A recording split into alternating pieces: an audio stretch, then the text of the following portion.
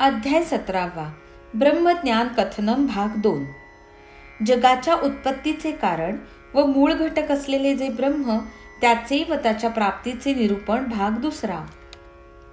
श्री गणेशाला नमस्कार असो, श्री सरस्वती देवीला नमस्कार असो, श्री गुरु महाराजांना नमस्कार असो, श्री कुलदेवतेला नमस्कार असो, श्री सीता व श्री रामचंद्र यांना नमस्कार असो, श्री सद्गुरु साईनाथांना नमस्कार असो. गेल्या अध्यायात वचन दिले होते की या अध्यायात श्रेय व प्रेय यांच्या लक्षणांचे निरूपण होईल. ते आता काळजीपूर्वक ऐकावे. प्रकाश व अंधकार यांच्या गुणधर्मांची घडण दिसायला जरी एकमेकांशी जोडलेली दिसली तरी ते जसे एकमेकांपासून भिन्न आहेत, तसेच श्रेय व प्रेय यांच्या गुणधर्मांची घडणही एकमेकांशी जोडलेली दिसली तरी ते भिन्न आहेत. प्रेयाकडे ज्याचे मन धाव घेते तो स्वार्थापायी पतित होतो. श्रेय हे विवेक रूप आहे आणि प्रेय अविवेक रूप आहे. श्रेयाचा विषय केवळ विद्या आणि प्रेयाचा निव्वळ अविद्या. प्रेय कधी शहाण्याला भुलवीत नाही आणि श्रेय अज्ञानी लोकांना आवडत नाही. जोवर कनक म्हणजे सोने व कामिनी म्हणजे स्त्री यांची ओढ आहे, इंद्रियांना विषयांची आवड आहे आणि विवेक व वैराग्य संपादिले नाही, तोवर प्रेयच गोड वाटत असते. असे पाणी व दूध एकत्र मिसळलेले असते, तसेच प्रेय व श्रेय ही एकत्र गुंतलेले असतात. जसे मानस सरोवरातील हंस दूधच तेवढे वेगळे करून पितात, तसे दृढनिश्चयी, बुद्धिमान, विवेकी व भाग्यवान माणसे श्रेयाकडेच आसक्त असतात आणि प्रेयापासून सदा तोंड फिरवितात.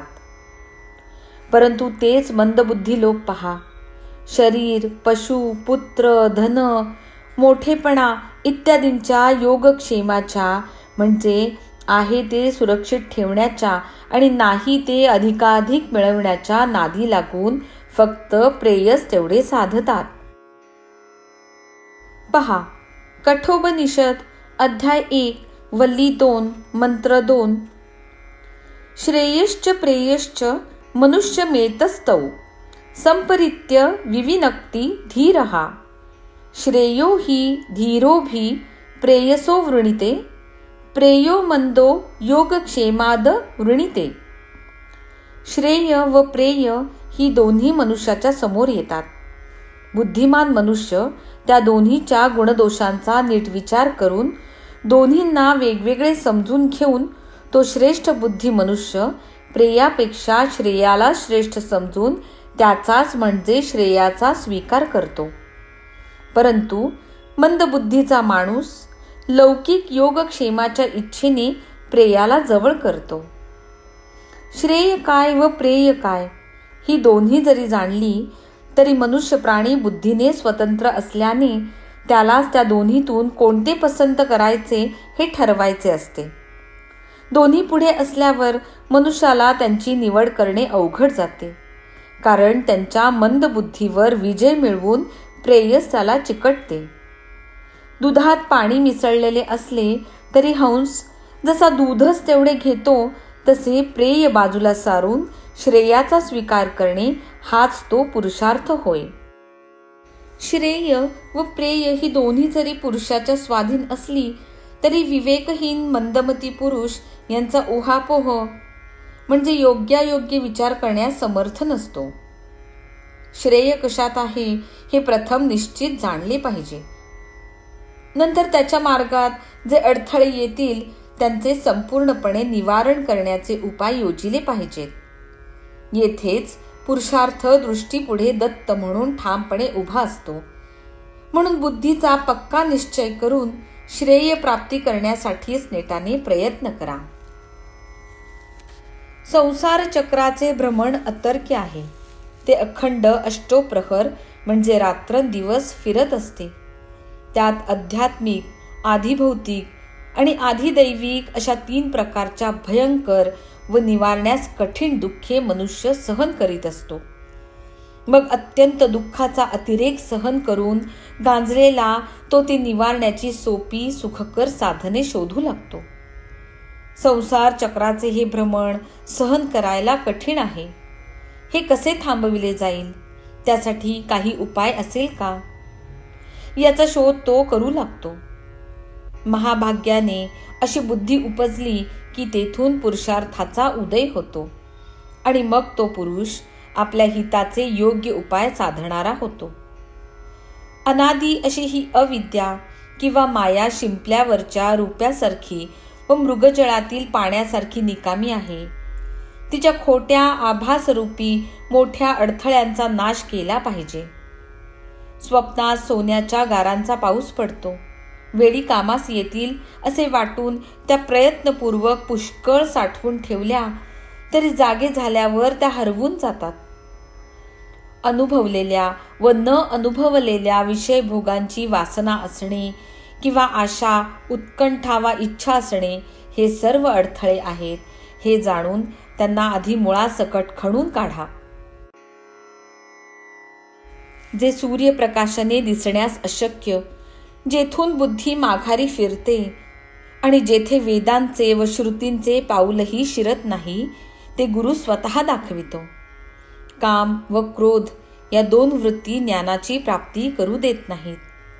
श्रवण, मनन व समाधी यांना त्या हातोहात तोडतात. दिव्याची ज्योत व कापूर यांचा समागम झाला की एकमेकांची लोटालोटी शक्य होईल काय? उभयतांची भेट होण्याची खोटी की कापूर जळून ज्योतच होऊन जाते. श्रुती व स्मृती यांनी मना केलेल्या दुष्कर्मात जो सदा लोळत असतो व ज्याला आपले योग्य व अयोग्य कर्म कळत नाही, तो ज्ञानी असून स्वतःचे कोणते हित साधील? तसेच जो नेहमी अशांत असून ज्याचे अंतःकरण अस्वस्थ आहे व इंद्रियांच्या चंचलपणाने ज्याचे चित्त क्षुब्ध आहे, तो ज्ञानाने परिपूर्ण होऊ शकत नाही.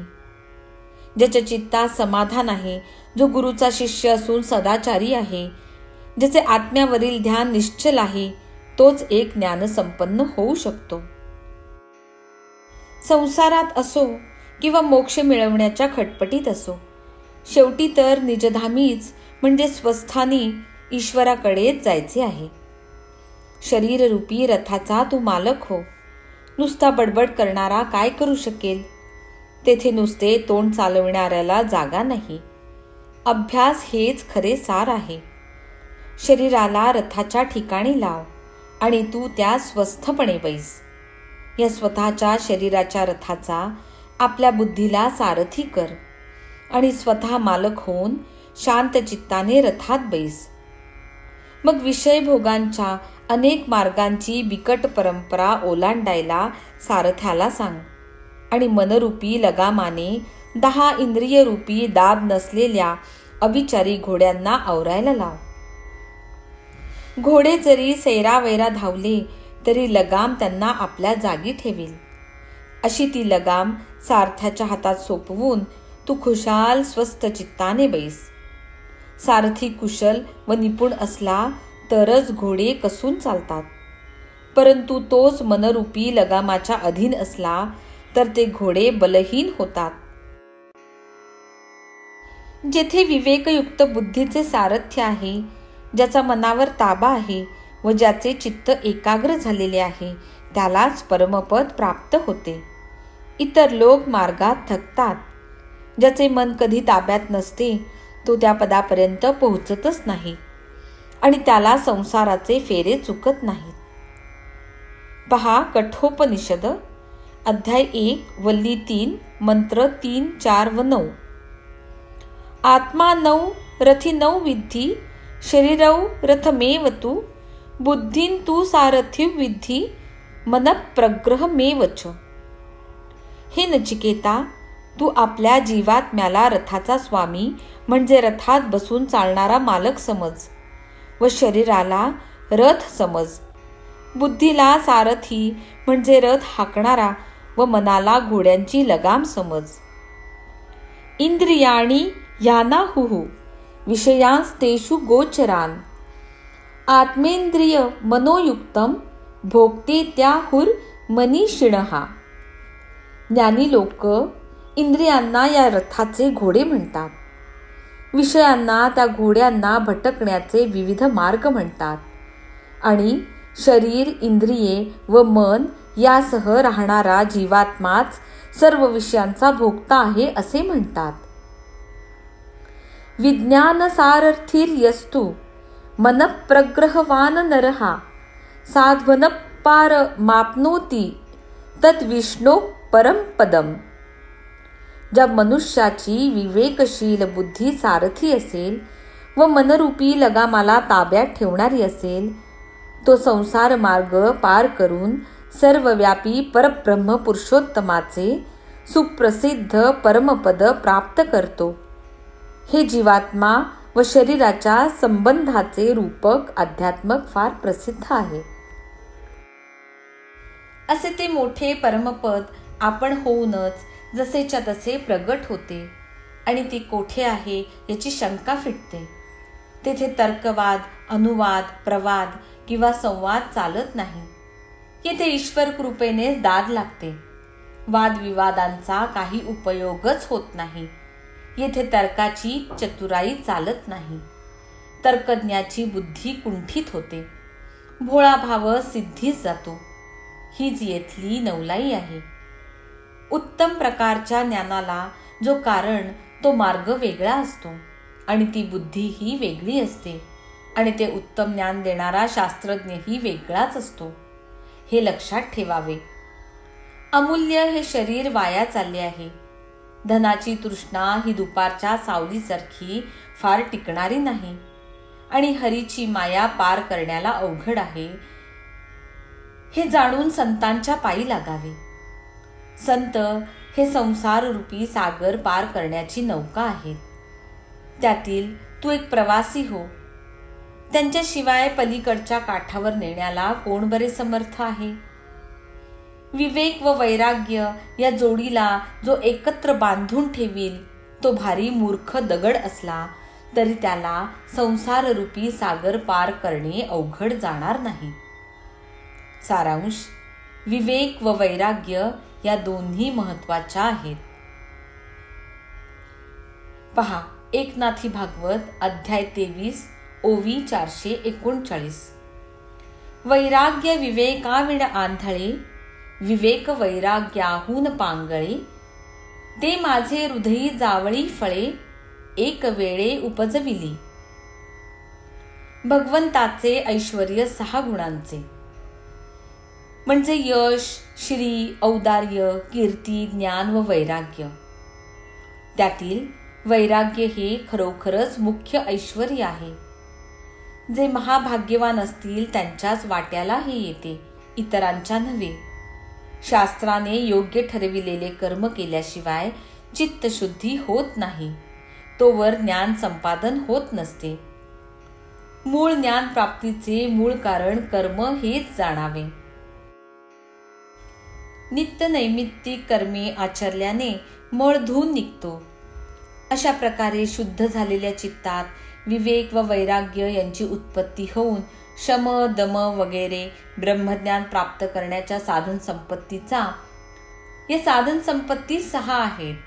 शम म्हणजे मनाचा निग्रह, दम म्हणजे इंद्रियांचा निग्रह, उपरती म्हणजे बाह्य वृत्तींपासून निवृत्ती किंवा विषयभोगांबद्दल अरुची, तितिक्षा म्हणजे दुःखाच्या निवारणासाठी काही उपाय केल्याशिवाय, त्यांच्याबद्दल चिंता व पश्चाताप व्यक्त केल्याशिवाय ते सहन करण्याची शक्ती, श्रद्धा व समाधान याने लाभ होतो आणि याच देही मुक्ती प्राप्त होते.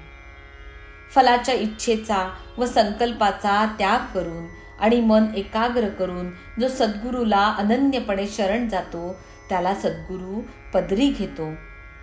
ज्याने इंद्रियांच्या बाहेरच्या प्रवृत्ती टाकलेल्या आहेत व जो अनन्य व भाविक भक्त आहे त्यालाच आत्मज्ञानाचा लाभ होऊन तो शहाणा होतो. इतर उपाय चालत नाहीत. मात्र आत्मज्ञान प्राप्त झाल्यावर देखील जर तो अधर्माच्या मार्गाचे आचरण करील तर खाली या पृथ्वीवर किंवा वर स्वर्गात न राहता त्रिशंकूसारखा मध्येच लोंबकाळत राहील.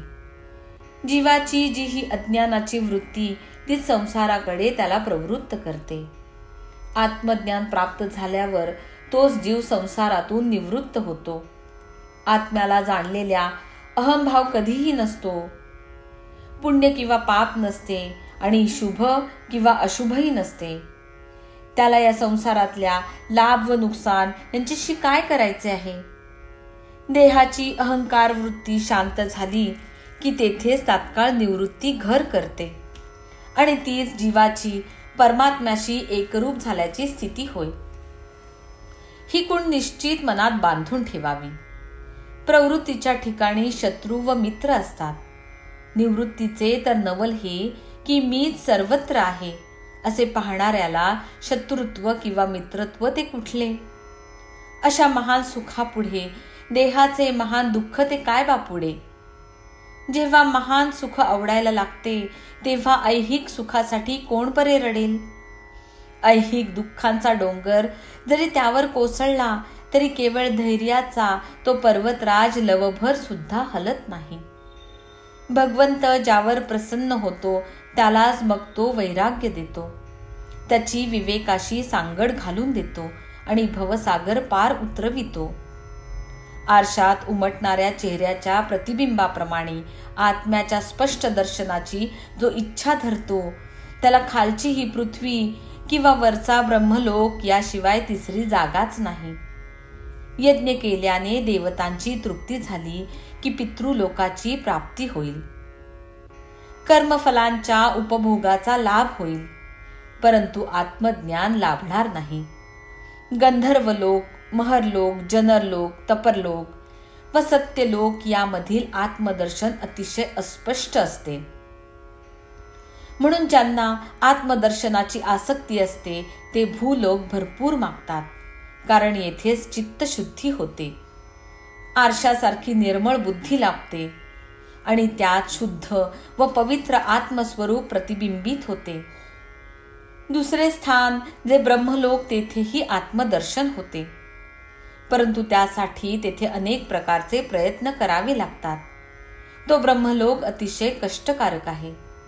तेथे सापाप्रमाणे माया वेटाळते. आतून आतड्या पूर्णपणे पिळते आणि बाहेरूनही सर्व शरीर कवटाळते. तिला टाळण्यास कोण समर्थ आहे? खिशात 50 पट रुपये असताना तुम्ही बसल्या बसल्या सर्व पाहता. काढा पाहू बाहेर आता.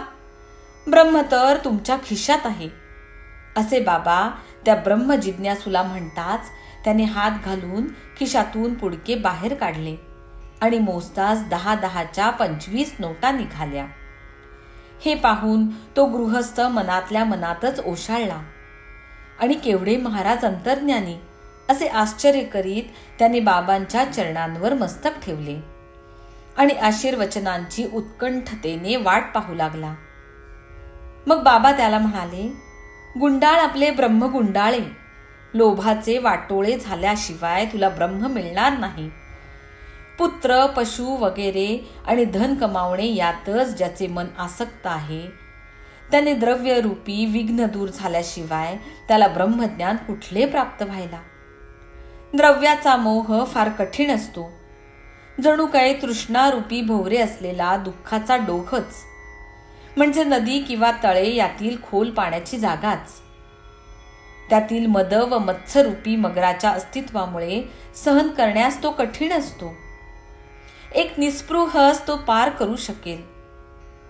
लोभाशी ब्रह्माचे अखंड वैर असते. तेथे मनाच्या एकाग्रतेला थारा नसतो. मग कुठली मुक्ती व संपूर्ण विरक्ती? खरोखरच लोभिष्ठ माणूस आचार भ्रष्ट असतो. लोभाच्या ठिकाणी शांती नसते, समाधान नसते व निश्चिंतताही नसते. चित्तात एक लोभ जरी ठाण मांडून बसला तरी परमार्थाची सर्व साधने मातीत जातात. श्रुती व स्मृती यांनी अयोग्य ठरविलेले, मनाई केलेले पापाचरण यातच तो सदैव आसक्त असतो. त्याचे चित्त स्वस्थ नसते. त्यालाच विक्षिप्त चित्त म्हणतात. तो सदा दुष्कर्मात गढलेला असतो. विषयरूपी चिखलात लोळत असतो आणि आपले हित व अहित पाहत नसतो. ब्रह्मविज्ञान प्राप्त होऊनही त्याला कर्मफलाची विरक्ती किंवा अनासक्ती नसेल तर फुकट त्याचे ब्रह्मविज्ञान, त्याला आत्मलाभ झालेलाच नाही. कोणी काही मागायला आला तर संत आधी त्याचा परमार्थासाठी अधिकार पाहतात. मग जशी ज्याची योग्यता किंवा अयोग्यता असेल तसेच त्याला ते देतात. ज्याच्या मनात रात्रंदिवस देहाचा अभिमान व विषयांचे चिंतन असेल त्याला गुरुच्या उपदेशाचा प्रयत्न व्यर्थच असतो आणि त्याचे प्रपंच व परमार्थ दोन्हीचे नुकसानच असते. चित्तशुद्धी झाल्याशिवाय जो परमार्थात शिरू पाहतो त्याचे ते नुसते ज्ञानाचा दिमाग दाखविणे असते, त्यातून काहीच निष्पन्न होत नसते. म्हणून रुचेल तेच बोलावे आणि पचेल तितकेच खावे, नाहीतर फुकट अजीर्ण मात्र होईल, हे सर्वांना ठाऊकच आहे. माझं भांडार भरपूर आहे. जे जे ज्याला पाहिजे ते ते त्याला मी देईन, परंतु घेण्याची शक्ती पाहिजे. मी तर घेणारा सहन करू शकेल तितकेच त्याला देतो. हे जर लक्ष देऊन ऐकाल तर तुमचे कल्याण होईल. या मशिदीत बसून मी खोटे बोलत नसतो. ही संत वाक्यरूपी अमृताची जणू काही नदीच आहे. त्या श्रद्धेने बुडी देताच पापरूपी मळ धुवून निघाला म्हणजे अंतःकरणाची व आचरणाची पवित्रता प्राप्त होते. साईबाबांच्या अशा महिम्याचे वर्णन करू जाता त्याला अंतच येत नाही.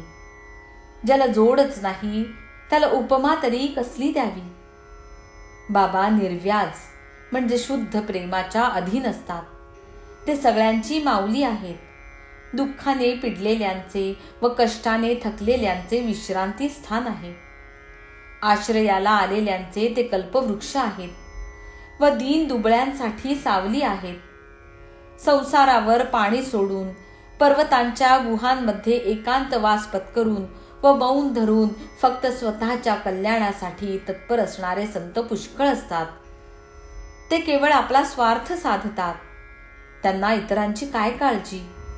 परंतु साईबाबा तसले संत नव्हते. आपतेष्ठ व गणगोत नसताना आणि घरदार व स्त्री पुत्र नसताना देखील ते प्रपंचात राहत होते. 5 घरी मूठ मूठ भिक्षा मागून 24 तास झाडाखाली वस्ती करून तुटपुंजा संसाराचा पसारा मांडून ते लोकांना व्यवहार शिकवित होते. स्वतः ब्रह्मस्थिती प्राप्त केल्यावर जनतेच्या कल्याणासाठी झिजणारे महाज्ञानी संत या जगात फारच थोडे असतात. धन्य तो देश, धन्य ते कुळ, धन्य ते निष्पाप आई बाप आणि धन्य त्यांच्या पवित्र कुसवा की ज्यांच्या पोटी असे हे शुद्ध रत्न जन्मास आले. काहीही प्रयत्न केल्याशिवाय परीस सापडावा आणि तो दगड समजून बऱ्याच लोकांनी दूर फेकून द्यावा. तसेच या श्रेष्ठ भागवताला या शिर्डीत बहुत काळ कोणी ओळखले नाही. उकिरड्यावर पडलेले रत्न पोरा बाळांना सापडले म्हणजे ते जसे वाटेल तसे फेकतात व खुशाल दगडासारखे पायाखाली तुडवितात. तसेच साईबाबांच्या बाबतीत सुरुवातीला झाले होते. असो, याप्रमाणे तो ब्रह्मज्ञानाची आवड असणारा गृहस्थ आशीर्वचनाने तृप्त झाला. तुमची आमची सर्वांची हीच तऱ्हा असते.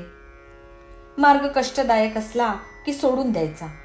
जोवर शब्द ऐकणे, स्पर्शाची जाणीव होणे, सुगंध घेणे, उघड्या अंगाचे दर्शन घेणे वगैरे इंद्रियगम्य विषयांचे उपभोग घेणे असते तोपर्यंत विषयांना प्रतिबंध करणे शक्य नसते. इंद्रियांचा निग्रह झाल्याशिवाय साहजिकरित्या येणारी विषय सुखांपासून विरक्ती, अंतरात्म्याचे प्रत्यक्ष दर्शन किंवा त्याचे यथार्थ ज्ञान अशक्य असते.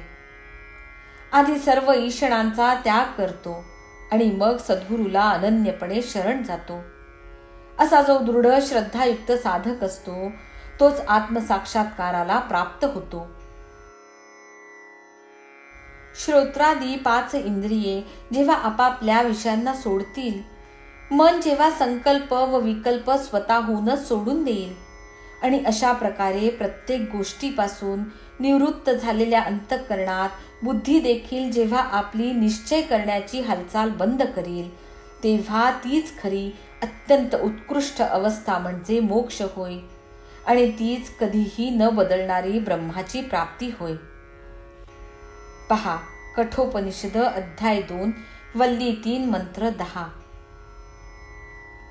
यदा पंचावतिष्ठन्ते ज्ञानानि मनसा सह बुद्धिश्च व विचेष्टती तामाहुः परमांगतीम. योगाभ्यास करताना जेव्हा मनासहित 5ही इंद्रिये चांगल्या प्रकारे स्थिर होतात आणि बुद्धी सुद्धा कोणत्याही प्रकारची चेष्टा करीत नसते, त्या स्थितीला योगीजन परमगती म्हणजे योगाची सर्वश्रेष्ठ स्थिती म्हणतात. ज्याच्या बुद्धीने कोणत्याही गोष्टीचा निर्धार करणे थांबविलेले असेल व ज्याच्या चित्तात मीच तो एकटा आहे, माझ्याशिवाय जगात दुसरे कोणी नाही अशी स्फूर्ती प्रगटलेली असेल, तोच भाग्यवान आत्म्याला जाणेल. विषयांपासून तोंड फिरवले की इंद्रिये आत्म्याकडे तोंड करतील आणि तेव्हाच आत्मसुख प्रगट होईल. इतर सर्व सुख नव्हेच. जे विषयांच्या क्षुब्ध मनोवृत्तीखाली दडलेले आहेत त्यांना अतिसूक्ष्म व अस्पष्ट असे जे परमानंद प्राप्तीचे साधन म्हणजे आत्मज्ञान ते समजण्यास फार कठीण असते. या लोकाच्या व परलोकाच्या गोष्टींमध्ये ब्रह्मदेवाच्या अधिकार पदापर्यंतच्या सर्व गोष्टींबद्दलची ज्याला आसक्ती नसेल, तोच एक ब्रह्मनिष्ठ पदावर अभिषिक्त व मुक्त जाणावा. चित्ताला विषयांपासून हळूहळू माघारी फिरवून स्वस्वरूपी स्थिर करून आत्मज्ञान जोडावे. या लोकी व परलोकी फलांची विरक्ती आणि हर्ष शोकासारख्या द्वंद्वांचा त्याग याचा बुद्धिमंत लोकच अनुभव घेतात आणि हाच तो आत्मज्ञानाचा मार्ग होय. आधिदैविक, आध्यात्मिक व आधिभौतिक दुःखरूपी वडवानलाच्या म्हणजे समुद्रातील अग्नीच्या संपूर्ण ज्वाळांनी अतिशय तापलेल्या संसाररूपी सागराच्या पाण्यात कोण बरे सुखी असेल? त्यातून आपली संपूर्ण सुटका करून घेण्यासाठी साईबाबांची कृपा संपादन करावी आणि त्यांच्या चरित्राचे आदरपूर्वक वाचन, श्रवण व मनन करावे. हे श्री साईनाथांचे चरित्र श्रोत्यांनी आपल्या पुत्र, मित्र व पत्नी यांसह ऐकले तर या लोकीचे व परलोकीचेही इष्ट साध्य होईल. बाबांची लीला अनेक तऱ्हांची आहे. भाग्यवान श्रद्धाळू श्रोतेच या कथा ऐकणारे आहेत. ही कथा हळुवारपणे श्रवण केली तर शांततेलाही शांतता येते. या कथारूपी झऱ्याच्या प्रवाहात चांगले व वाईट हे दोन्ही कर्मरूपी मीठ विरघळून जाते आणि कानांच्या द्वारे साईबाबांचे सुंदर रूप डोळ्यात शिरते. या चरित्राच्या श्रवणाने पातकांचा ऱ्हास होतो. काळाशी देखील झगडून विजयी होण्याची तयारी होते आणि श्रोत्यांना अत्यंत श्रेष्ठ आनंद विनायासे प्राप्त होतो. श्रवणाने अंतःकरण शुद्ध होते. श्रवणाने जन्म मरण चुकते. श्रोत्यांनी त्या श्रवणाच्या फलाची इच्छा न ठेवता जर ते ब्रह्मार्पण केले तर त्यांना ब्रह्मपण प्राप्त होते. असा साईबाबांच्या सेवेचा उद्योग सेवकांना सदा इच्छारहित करील आणि श्री साईराम आपल्या भक्तांना सर्वदा आराम देईल. श्रोते हो, या ग्रंथाचा एक एक अध्याय घेऊन दररोज त्याचे वाचन, श्रवण, मनापासून अभ्यास, मनन व सतत चिंतन करा. आनंदो ब्रह्मेती व्यजानात. आनंद हाच ब्रह्म आहे हे त्याने निश्चितपणे जाणले. असे जे तैत्तिरीय उपनिषदात वल्ली 3 अनुवाक 6 प्रसिद्ध आहे, त्या श्रुती सिद्धांताचा अर्थ बाबा आपल्या भक्तांना जणू काय दुसऱ्या शब्दात सांगत होते. त्यांचा नेहमी उपदेश असे, जराशी देखील फिकीर करू नये, सदा आनंदित राहावे आणि मरेपर्यंत चिंता करू नये. असो, या अध्यायाचा रोख ब्रह्मतत्व स्पष्टपणे जाणून घेणे हा आहे की ज्यामुळे साईबाबांना शरण जाणाऱ्याला ते संसाररूपी सागर पार करून नेण्याची नौका होईल. दुसऱ्यांना वारंवार त्यांच्या हिताच्या गोष्टी सांगाव्यात, त्यांच्यावर सदा उपकार करावेत. या वचनांचे अनुकरण करून बाबा स्वतः त्याप्रमाणे वागत असत. हे चांगले की हे वाईट हा मतभेद केवळ व्यक्तींचा असतो. ज्यामुळे सर्वसामान्य जनतेला आनंद होईल त्याकडेच या ग्रंथाचा रोख आहे आणि हा येथील ठरविलेला हेतू आहे. बाबा कुठल्याही कार्याचे कारण जाणतात. जशी ज्याच्या मनाची इच्छा असते तसेच होणारे होते. गुरुच्या तोंडच्या कथा ऐकाव्यात, त्यांच्या अतर्क्य लीला अनुभवाव्यात, आठवणीतील त्या गोळा करून ठेवाव्यात आणि मग इतरांना ऐकवाव्यात. साईबाबांचे हे सुंदर चरित्र अत्यंत आदराने श्रवण केले असता श्रोते व वक्ते यांचे दुःख नष्ट होते आणि इतर सर्वांचे वाईट दिवस संपून जातात. बाबांची अलौकिक लीला पाहून जो चकित झाला नाही तो अभागीच म्हणायचा. साईबाबांच्या गोष्टी निर्मळ आहेत, त्या उदार मनाने ऐकायच्या असतात. अशी आलेली सुखाची संधी कोण बरे फुकट घालवील. स्त्री, पुत्र व मित्र रूपी हा भोवरा म्हणजे आवर्त नदीच्या प्रवाहातील गोलगोल फिरणारे पाणी, ज्यात अडकले की पोहणाऱ्याला बाहेर निघणे अत्यंत अवघड असते. काम, क्रोध वगैरेंनी सुसरींनी भरलेला नाना रोगरूपी तिमिंजल नावाच्या मोठ्या माशाने आणखी वाढलेला आणि आशारूपी मोठ्या लाटांनी खवळलेला आहे. कित्येकदा उद्वेगाचा झटका येऊन जातो. हर्ष, शोक वगैरे द्वंद्वांनी मनात संशय उत्पन्न होतो, परंतु चटकन संबंध तोडवत नाही. स्वतःच आपल्या जीवाला समजावून जागे करावे की तू शुद्ध ब्रह्म आहेस. बसण्यासाठी दिलेल्या नळीला पायांनी घट्ट धरून आपल्याला उलटा टांगून घेणाऱ्या पोपटाप्रमाणे तू देहाच्या सहवासाने स्वतःच बद्ध झालेला आहेस. केवळ मोह मायेनी तू बुद्धी गमावली आहेस आणि त्यामुळे स्वतःचे हित विसरला आहेस. तुझा तू सावध हो आणि स्वस्वरूपाकडे चटकन ये. खोट्या समजुतीच्या मनाचा गोंधळ वाढतो आणि मग मी देह आहे व मीच करता आहे वगैरे खोटा अभिमान वाढतो. मी, मम हे मृगजळासारखे फसवे आहे. हे जाणून निर्मम व्हावे म्हणजे सर्व गोष्टींबद्दल ममत्व किंवा मालकीपणाची आसक्ती सोडून द्यावी. हे पोपटा, या मी तूपणाच्या घोटाळ्यात कशाला गुंतावे. तू आवळलेले पाय सोड आणि उंच उडत जाऊन चैनीने आकाशात संचार कर की मुक्त माणसाकडे बद्धता येऊ शकते आणि बद्ध माणूस मुक्त होऊ शकतो. दोन्ही दशांपासून वेगळा होऊन तू शुद्ध स्वरूपातच राहा. हे ज्ञान तर साक्षेपतेचे असते. सुख किंवा दुःख हे सर्व अज्ञान टाकून विज्ञान प्राप्त कर, म्हणजे ब्रह्मज्ञान अगदी जवळच असेल. देहात जोपर्यंत मी तूपणा आहे तोपर्यंत तू स्वतःचे हित पाहणारा होणार नाहीस. तो टाक. आपला कृपणपणा म्हणजे देह पकडण्याचा चिकटपणा दूर भिरकावून दे आणि आपल्या स्वरूपाकडे पहा. कुबेरासारखा श्रीमंत जर भिक्षा मागत फिरू लागला तर ते केवळ अज्ञानाने प्राप्त झालेले दुर्दैवच नाही का. नित्य उत्तम शास्त्रांचे श्रवण करावे, विश्वासपूर्वक सद्गुरु वचन पाळावे आणि सदा सावध राहून आपले ध्येय लक्षात ठेवावे. शास्त्रांनी व गुरूंनी सांगितलेली आचार पद्धती लक्षात ठेवून लोक आपल्या उद्धाराचा मार्ग निवडतात.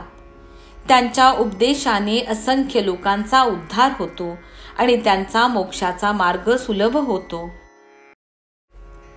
संसाराच्या बंधनातून सुटका होईल तो क्षण कधी येईल अशी ज्याच्या मनात रात्रंदिवस चुटपुट लागलेली असते तो बंधन चटकन सोडतो. साधवेल तो एकांत साधून संसारात काही अर्थ नाही अशी मनाशी गाठ बांधून अध्ययन व आत्मचिंतन यात सदा मग्न असावे.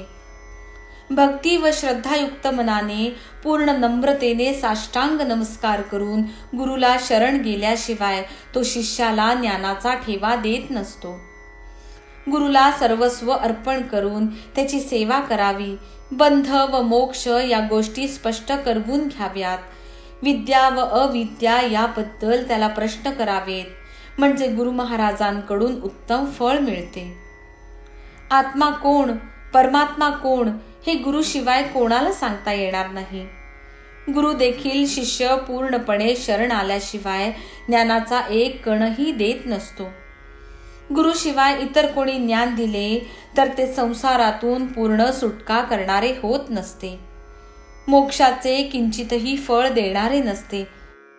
म्हणूनच गुरुविना ज्ञान नाही हे सर्व विद्वान जाणतात. ब्रह्म व आत्मा यांच्या ऐक्याची सोय करायला गुरुचेच पाय समर्थ आहेत. तेथे आढेवेढे न घेता ताठ अभिमान टाकून जमिनीवर दंडाप्रमाणे सरळ लोटांगण घालून गुरुच्या चरणी मान वाकवा आणि मनाचा निश्चय पक्का करून गुरुचे पाय धरून तोंडाने म्हणा, मी तुमचा दासानुदास आहे आणि मला तुमच्याच पायांचा भरोसा आहे. मग पहा त्या गुरुचा चमत्कार. तो गुरुरूपी दयेचा सागर डोलायला लागेल आणि आपल्या लाटांच्या शय्येवर तुम्हाला वरच्यावर झेलील. आपला अभय हस्त तुमच्या डोक्यावर ठेवून इडापिडांना उद्ध्वस्त करील आणि मस्तकाला उदी फासून पापाच्या सर्व राशी जाळून टाकील. अशा प्रकारे ब्रह्मार्थीला ब्रह्माचे निरूपण हे केवळ निमित्त करून बाबांनी जीवात्मा व परमात्मा यांच्या ऐक्यतेची खूण भक्तांना संपूर्णपणे कथन केली. मनासहज शंका येईल की साई महाराजांची एवढी अचाट बुद्धिमत्ता व गाढ विद्वत्ता असताना थट्टेची एवढी प्रौढी कशासाठी आणि विनोदाची बाबांना आवड कशासाठी. परंतु विचार करून पाहिले तर त्याचे एकच समाधानपूर्वक कारण लक्षात येते. ते नीट ऐका. मुलाबाळांशी बोलताना, त्यांच्या बोबड्या बोलात रमून जाताना पोक्त माणसांच्या अलंकारिक व सभ्य शब्दरचनेच्या कथा वार्ता कधी असतात का? ज्याची थट्टा केली जाते त्याच्यावर प्रेम नसते असे कधी म्हणता येईल का? परंतु उपदेश करण्याची विनोद व थट्टा ही एक विशेष तऱ्हा आहे. आपल्या पोटात काय रोग आहे हे काय तान्ह्या बाळाला कळते का? औषधाची गोळी त्या हट्टी बाळ घेत नसले तरी त्याला कधी अंजारून गोंजारून, कधी डोळे वटारून, कधी 14व्या रत्नाचा म्हणजे छडीच्या माराचा उपयोग करून, तर कधी प्रेमाने हृदयाशी धरून आईला ती पाजावी लागते. परंतु तेच बाळ मोठे होऊ लागले की त्याचे लाड करावेसे वाटले तरी त्याच्या तीव्र किंवा बोजड बुद्धीचा विचार करावा लागतो. ज्ञानाचे तसेच आहे. तीव्र बुद्धीचे तीव्र ग्रहण असते. उपदेश करण्याला क्षणही लागत नाही. परंतु जडबुद्धीचे काम विलक्षण असते. डोक्यात ठसवायला फार कष्ट पडतात. समर्थ साई हे ज्ञानाचे भांडार आहेत. ज्या भक्ताची जशी बुद्धी तशी त्याची पात्रशुद्धता ठरवून ते ज्ञानरूपी द्रव्य वाटतात. ते पूर्ण अंतर्ज्ञानी आहेत. त्यांना सर्वांची आधीच माहिती आहे. ज्याला जसे योग्य साधन तसेच त्याला नेम घालून देणे असते. जसा ज्याचा अधिकार तसा त्याचा विचार करून त्याच्या योग्यते किंवा अयोग्यतेप्रमाणे भक्तांची जबाबदारी बाबा घेतात. तसेच आम्ही दिसायला जरी वयाने मोठे असलो तरी त्या सर्व सिद्धी व ज्ञान प्राप्त झालेल्या सायन्स समोर लहानाहून देखील लहान आहोत आणि थट्टेसाठी सदा आतुर असतो. बाबा विनोदाचे आगर आहेत. ज्या ठिकाणी ज्यांची आवड असते तेथे त्यांना यथेष्ट पुरवून भक्तांना ते निश्चिंत किंवा समाधानी ठेवतात. बुद्धिवान असो की मंद बुद्धीचा असो, हा अध्याय वाचला तर परमानंद प्रगटेल, ऐकला तर श्रवणाचा छंद वाढेल आणि मनन केला तर स्वानंदाचे समाधान लाभेल. त्याचे आवर्तन पुन्हा पुन्हा पठण केले तर परमार्थाचे ज्ञान होईल. निदिध्यासन केले तर मोठा आनंद आणि अखंड व निर्धोक सुख प्राप्त होईल. अशी ही बाबांची लीला अमर्याद आहे. येथला यत्किंचितही अनुभव ज्याने भाग्यवशात भोगला असेल तो येथे काया वाचा मनाने खेळलाच म्हणून समजावा. साईबाबांची लीला अतर्क्य आहे. हेमाडपंत साईबाबांच्या चरणी शरण आले आहेत. थट्टा मस्करी करून ज्ञान वाटण्यात भक्तांचे कल्याण करावे हाच एक बाबांचा हेतू होता. ब्रह्मार्थी हा केवळ निमित्तच समजावा. पुढील अध्याय या अध्यायापेक्षाही गोड असेल आणि ऐकणाऱ्यांचे लाड पुरविले जातील. माझ्या मनाची गुप्त इच्छा स्पष्टपणे उघड करून पुरवली जाईल. मी माधवराव देशपांड्यांजवळ जाईन, त्यांना बाबांचा निरोप देईन आणि मग बाबांचा अनुग्रह मी कसा पावेन हे संपूर्णपणे श्रोत्यांनी ऐकावे. सर्वांचे कल्याण असो. अशा प्रकारे संत व सज्जन यांनी प्रेरणा केलेल्या भक्त हेमाडपंत यांनी रचलेल्या श्री साई समर्थ यांच्या सत्यचरित्राचा ब्रह्मज्ञान कथनम भाग 2 नावाचा 17वा अध्याय समाप्त झाला. श्री सद्गुरु साईनाथांना अर्पण असो. सर्वत्र मंगल असो.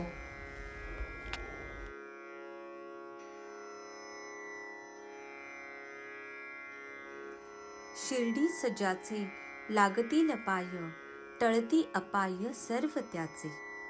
माझ्या समाधीची पायरी चढेल, दुःख हे हरेल सर्व त्याचे.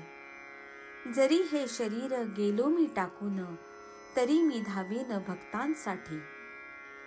नवसास माझी पावेल समाधी, धरा दृढ बुद्धी माझ्या ठाई. नित्य मी जिवंत जाणा हेची सत्य, नित्य घ्या प्रचित अनुभवे. शरण मज आला आणि वाया गेला, दाखवा दाखवा ऐसा कोणी. जो जो मज भजे जैसा जैसा भावे, तैसा तैसा पावे मीही त्यासी. तुमचा मी भार वाहीन सर्वथा, नव्हे हे अन्यथा वचन माझे. जाणा येथे आहे सहाय्य सर्वांस, मागे जे जे त्यास ते ते लाभे. माझा जो जाहला काया वाचा मनी, तयाचा मी ऋणी सर्व काळ. साई म्हणे तोची तोची झाला धन्य, झाला जो अनन्य माझ्या पायी.